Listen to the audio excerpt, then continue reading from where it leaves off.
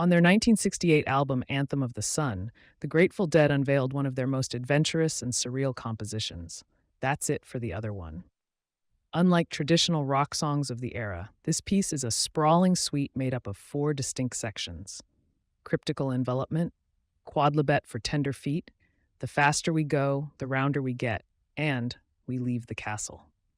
Together, they form a kaleidoscopic odyssey through myth, counterculture, and the psychedelic imagination. At its heart, That's It for the Other One is about transformation and the search for meaning in a chaotic world.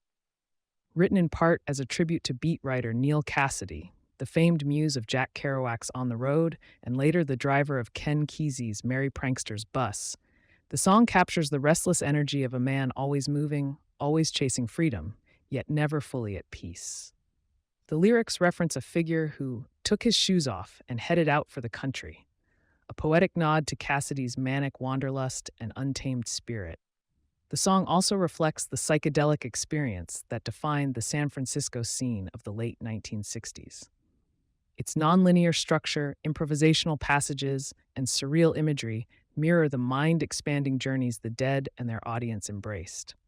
The faster we go, the rounder we get embodies the dizzying, disorienting rush of psychedelia, while cryptical envelopment and We Leave the Castle pull listeners into dreamlike, otherworldly spaces. The piece as a whole feels less like a song and more like a trip, unpredictable, disjointed, but full of revelation. Lyrically, That's It for the Other One confronts themes of mortality and identity. The other one can be interpreted as an alter ego, a shadow self, or the part of us that dies so a new self can emerge. In the countercultural context, it could also symbolize leaving behind the rigid structures of mainstream society to embrace a freer, more experimental existence.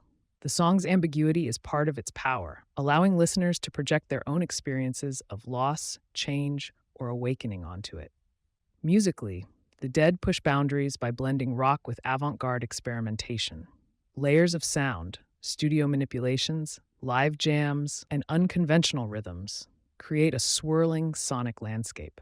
It is an early example of the Dead's willingness to defy expectations and turn the album format into an experience that's as much about atmosphere as melody. Ultimately, That's It for the Other One is about journeys both inner and outer. It's about Neil Cassidy and the restless spirit of the road, about the psychedelic transformations of the 1960s, and about the universal human quest to shed old identities and discover new ones.